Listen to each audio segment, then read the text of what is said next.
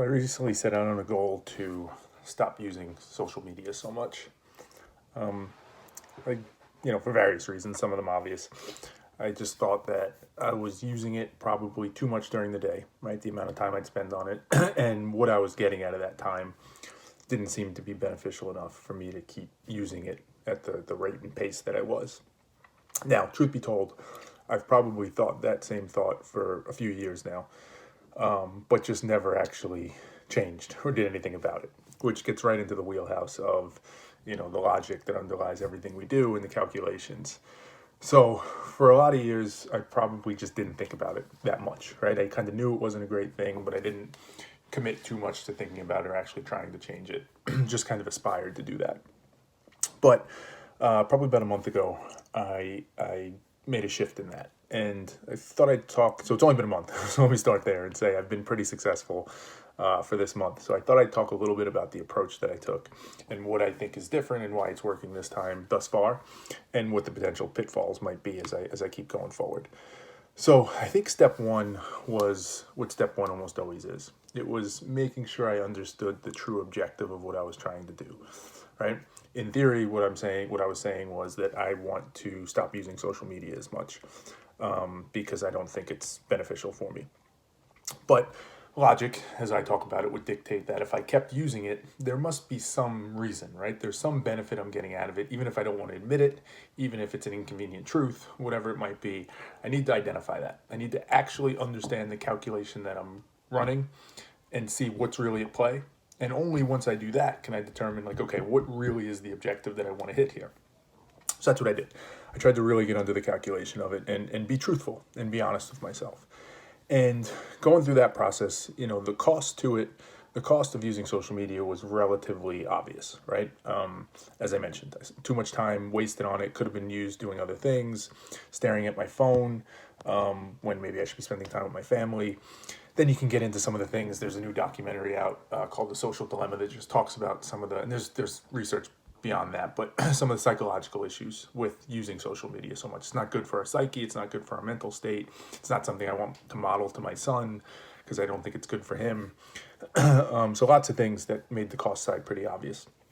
The benefit side, I think, is where I was more tripped up historically.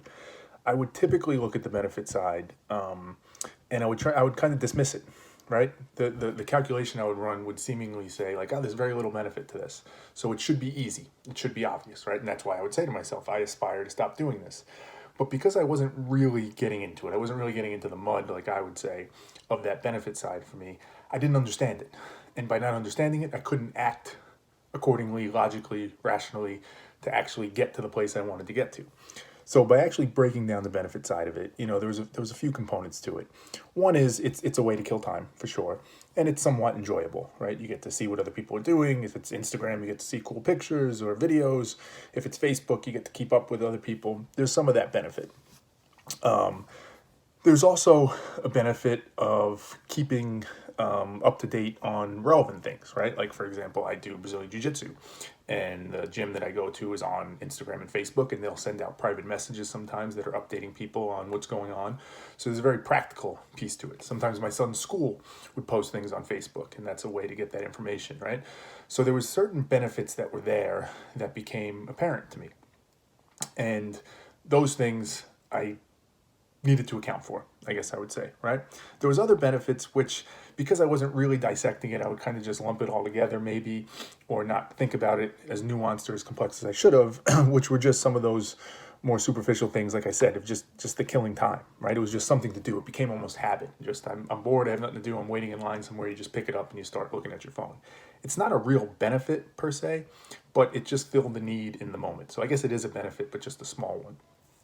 By dissecting that and actually understanding the cost benefit calculation, what I realized was there may be an optimal logical approach to solve this. And I'll say, before I say what that approach was, I want to contrast it a little bit with something I've been talking about in other videos recently, which is like these gimmicks or tricks that we often use to limit something like using social media or get us to do something that, exercise, something that we don't seemingly want to do. And I could have done that, right? My first inclination was just delete all social media off my phone, deactivate all the accounts, right? Or put some setting on that limits my ability to use it. all different things like that, right? And as I've said in other videos, I think there's value in those things, but first you have to get to that underlying math, that underlying calculation, and make sure it's really the objective you want to follow and understand what's really going into it, so you can figure out which of those tricks actually matter and actually solve for the problem. So when I went through that, and then I thought, okay, what's the action? What are the actions I'm going to take? What I decided was, hey, there's a function, there's a use to social media. So I don't want to just kill it altogether, because that seems extreme, and it's not the optimal answer. The optimal answer is figure out how to use it effectively, figure out how to control myself when I use it so I can get the benefits that I spoke about, but not get all the cost side of it, right? Where I'm just wasting time on there and I'm staring at it instead of talking to my family, or the psychological issues that come with it. So what I did was a few steps. One was I took all my social media apps and I put them into a folder, which seems silly, but it broke that initial habit of when I open my phone and I scroll through it, I could just click it right away. It added a step to that. Now, again, that is one of those gimmicks. That is one of those tricks, which, again, I believe there is value in, but it has to come as kind of a second step. So that was kind of step one for me. Step two was I made a commitment to myself that I was only going to look at each of the social media platforms, so Twitter, Facebook, and Instagram, once a day, one session that I could do for no more than 20 minutes. So I could spend 20 minutes on Facebook, 20 minutes on social media, on Instagram, 20 minutes on Twitter. But that's it, and only once a day. And that's kind of the simple framework I laid out, right? It's not rocket science. It's not super complex.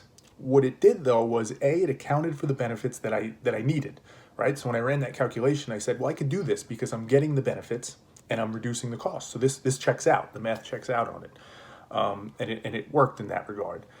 The other piece of it is there's a degree of mental toughness it takes, though, to break that habit initially, to actually commit to doing it and sticking to it. Because as I said, the benefits of just killing time and just staring at pictures or videos and all that stuff, there was a benefit there. So there is a bit of, for lack of a better word, almost like a withdrawal that you get with that. And you're going to be inclined to go back and do it.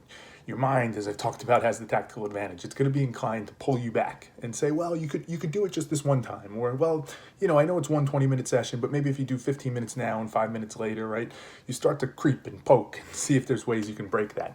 That's where the mental toughness comes in. And you say to yourself, no, I committed, I'm going to do this. I'm going to stick to it, right? I've done my calculation. I trust in the calculation I ran. I know this is the better approach. I'm going to commit to it. And truth be told, I did have a miss at one point, probably like 2 weeks into it, where I had already done my 20-minute session and I wanted to check something really quickly. And I okayed myself on it for some reason, saying like it was a unique thing I was looking for. I think it was something for my son's school or whatever it was. And I said, well, that's okay. Then I opened up Facebook and I started doing it. Again, the mental toughness and the self-awareness is so critical there, because I quickly realized I turned it off and I put it away. And I said, listen, that's it, right? That's the thing that's going to creep me back into it. Those are the things that you have to avoid and can't let yourself start to go down that path, because it's a slippery slope. So being aware, being honest enough with yourself to say like, hey, that's me breaking bad. That's me going against what I said I wanted to do. Even if it's in some small way, stick to the plan. The plan is there for a reason. So that's what I've been doing. And it's worked, like I said, for about a month now, aside from that one flare-up or one misstep. It's been working for me. And it's something that I've never been able to do before effectively. And the key thing I would point out to it, I guess the few key things is, again, understanding the calculation first. Figure out what's really going on as best you can. The inconvenient truths, the things that maybe you don't want to acknowledge, all right? Maybe you're too weak to actually just quit on your own or whatever it is. Figure all that out. Figure out what the real cost, the real benefit is. Once you get past that point, then you can use some tricks, some gimmicks to try and get you to where you want to get to. But mental toughness has to underline it. That has to be the base foundation that allows you to do what you're trying to do, right? Because without that, it's going to be nearly impossible to get there. And then lastly, I guess I would say, in terms of that cost-benefit calculation, as I say, right, you have to understand that because you want to make sure you're solving for the right problem. If I thought the problem was I'm too weak to be on social media, therefore I need to delete everything and I lose all those benefits, maybe I relapse and I go back to it. But by acknowledging that, hey, I don't think I'm too weak, I just think there's some real benefits here that I need, that allowed me to stick to it.